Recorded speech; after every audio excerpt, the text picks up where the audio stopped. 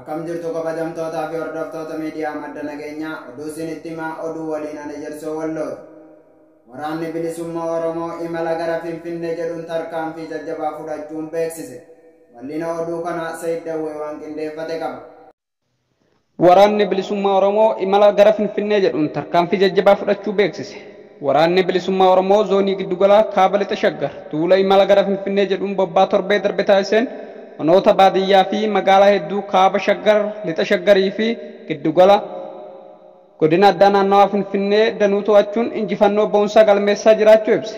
Waraanni bilisummaa Oromoo zoonii giddugalaa Oromiyaa kaaba lixa Shaggar sadaasa 2 fi 3 bara 2021 kaaba Shaggar onoota akka hidha bu'aa bootee gandoota baadiyyaa guutuu dhuunfachuun humna bilxiginnaa hedduu barbadeessee qawwee AKM 100 irraa hiikuun galii qabsoo bilisummaa Oromoof taasisuu beeksise.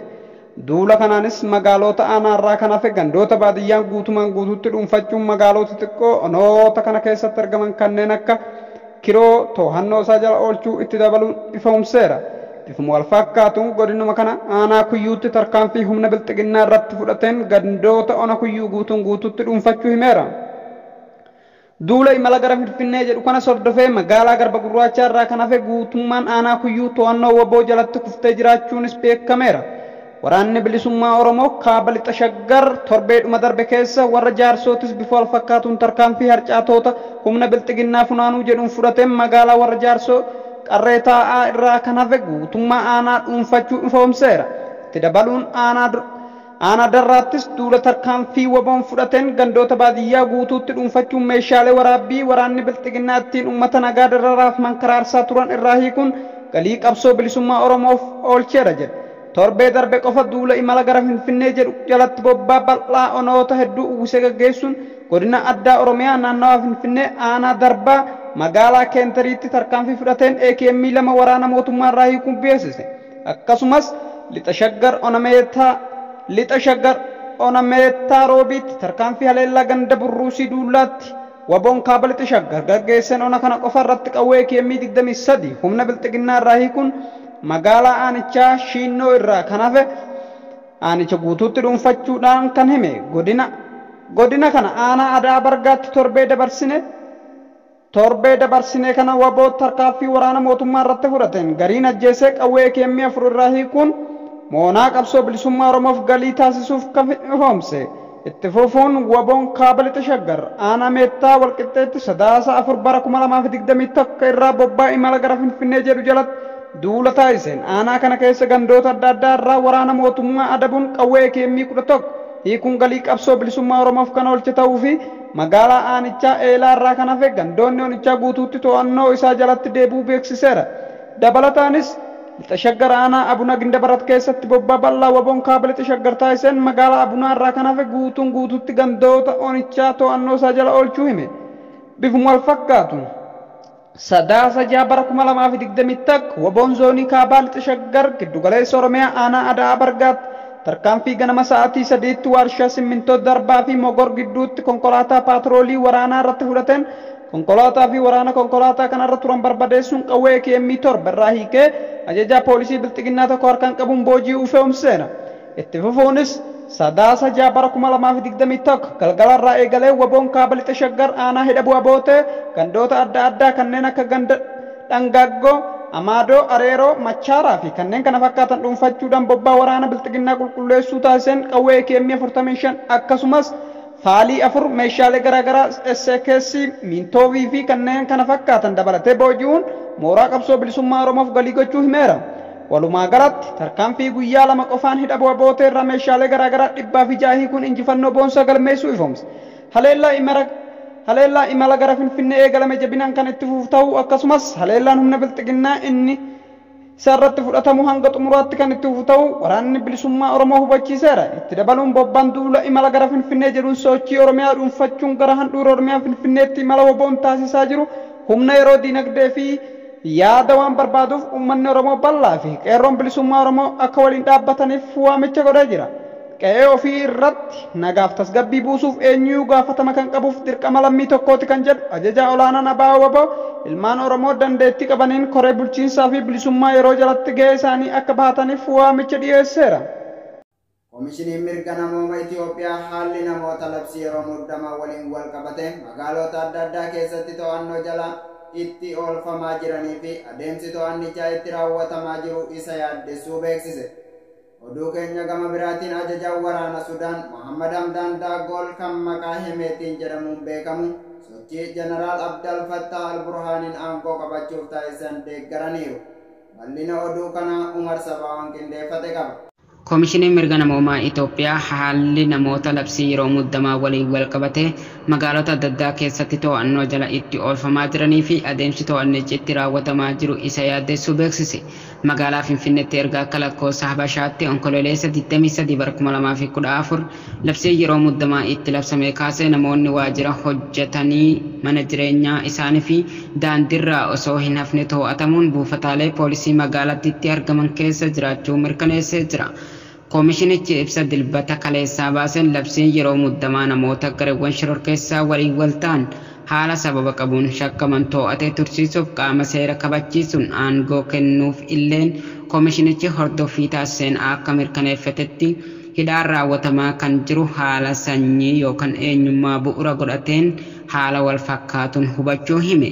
Akkasumas buufataalee poolisii tokko tokkotti ammoo maatii gaafachuu uffataa fi nyaata dhiyeessuun dhorkamuu fi hidhaan kunis dubartoota ijoollee daa'imman qaban jaarroleen kan hammate ta'uusaa baay'ee na yaaddesseera jedhe. Qaamni seera kabachiisuu wayita labsii fi qajeelfamawwan yeroo muddamaa kana hojiirra oolchuu fi raawwachiisutti haala ulaagaalee mirga namoomaa kan akka seerummaa barbaachisummaa cimaa fi kan wal madaale ta'uu akkasumas loogirraa bilisa kanneen jedhan haala kabajuun ta'uu qaba jedha koomishinichi.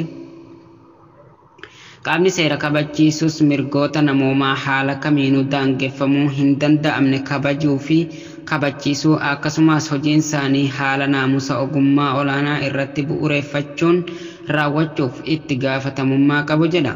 Kana malees jaarrolee haadholee ijoollee xixiqqoo qabanii fi namoota hordoffiin wal'aansa fayyaa barbaachisu dabalate haala qaamolee hawaasa saaxilamtoota ta'an itti qabamaa jiran ilaalchisuun adeemsi hojii saffisaa fi qulqulleessuu adda diriirfamuutu barbaachisaadha jedheera. Akkasumas koomishinichi haaluma aangoo labsii itti hundeeffameetiin haala mirgoota namoomaa tibba labsii yeroo muddamaa kana hordofu waan ta'eef qaamolee dhimmisaa ilaallatu hundi hojii hordoffii koomishinichi taasisuuf walta'iinsa gochuuf dirqama qabaachuu yaadachiiseera. Oduu keenya gama birootiin ajajaan waraana Sudaan Mohammad Hamdaan Dagaaloo kan maqaa Hemeetii jedhamuun beekamu sochii Jeneraal Abdel Fattah al-Burhaan aangoo qabachuuf taasisan deeggarani. Hemeetiin kan mana maree bulchiinsa mootummaa cimsaa Sudaan amma diigame keessatti itti aanaa hoogganaa turani. Jeneraal Burhaan adeemsa warraaqsa uummataa sirreessuu fi nageenya tasgabbii biyyattii eegsisuuf dhufe ittiin jedhan Hemeetiin guyyaa dilbataa sababii adda cituu intarneetitiin namoonni hirmaatan muraasa ta'uu gabaafamulleen mormiin fonqolcha mootummaa gaggeeffame irratti ta'uu akkuma itti fufetti jira. Qondaalotni nageenyaa namoota hiriiraaf bahan irratti gaazii imimaanessaa kan fayyadaman yoo ta'u barsiiftonni mormiif bahan muraasni hidhamuun gabaafamee jira. Namoonni hiriira bahanis ergaa Jeneraal Burhaan mootummaa damee siviiliin diiguun aangoo qabatee kun akka hafe mootummaan siviilii bakkatti deebi'uuf gaafataa jiru. Waraanni biyyattii Jeneraal Abdel Fattah al-Burhaaniin durfamu fonqolcha mootummaa taasisuun qondaaltota mootummaa siviilii erga hidheen booda magaalaa guddittii biyyattii dabalatee magaalota garaagaraa keessatti mormiin uummataa gaggeeffamaa jira. Akkasumas dhaabbilee idila addunyaa fi biyyoota adda addaatiinis fonqolchi raawwatamee hafe mootummaan siviilii bakkeetti deebi'ee ce'umsi dimokiraasii biyyattii keessatti hundee qabatuuf waamichi dhiyaateera. Keessattuu gamtaan Afrikaa hanga mootummaan siviilii biyyattii keessatti bakkatti hin deebinetti sochiilee isaa hunda keessaa dhorkuu beeksisuun isaa ni yaadatama. Baankiin addunyaa fi Ameerikaanis maallaqa sochiilee misoomaa biyyattii ramadanii turan dhowwachuu beeksisaniiru. Magaalaa Maajatee harka WBO fi TDF galee jira. Bal'inni oduu kanaa akka itti aanutti isiniif dhiyaata. Magaalaan Maajatee harka waboo fi TDF galee jira. Lola waggaa tokkoo fi sanaa oliif daangaa naannoo Amaaraa fi Tigraay gidduutti deemaa ture. Har'aas tarkaanfatee kaaba Oromiyaa Walloo keessatti diinaan kokkee kan wal qabaa jiru yoo ta'u, akkuma beekamu Kamisee fi Baatee baadiyyaa dabalatee yeroo muraasa keessatti sirna bilxiginnaa harkaa baatee alaabaa mataa ishee dhaabbatuun ni addatama. Lolli kun gara Finfinnee imaluuf kan karaa irra bu'e yoo ta'u, kaabuma Oromiyaa Walloo aanaa Arxummaa Fursee fi Jiillee Dhummuugaa gidduutti imalli gara Finfinnee kun kan warra sirna kana leellisuutiin kan dura dhaabbatame yoo ta'u, lolli torbaniif adeemsifameen waboo fi TDF'n ganda akka Jaarraa, Marramaa, Shaashoo, Suuqii Diimaa, Harawaaca, Maajatee fi kan kana fakkaatan dhuunfatanii amma kaarra qorii irra lolli jabaan akka deemaa jiru jiraataan achii tokko irraa bilbilaan mirkaneeffannee jirra. Ilmaan Oromoo aanaa Jiillee Dhummuugaa irraa sobamanii waboo fi TDF loluuf lolatti makamanis kaanis dhumee kaanis baqatee kaan harkaa kennatuun bilbilaan mirkaneeffannee jirra. Egaa kabajamtootaa fi hordoftoota miidiyaa madda nageenyaa oduun har'aaf qabannee dhiyaanne haaga ammaa daawwattaniidha. Qophiilee madda nageenyaa waliin turtii gaarii.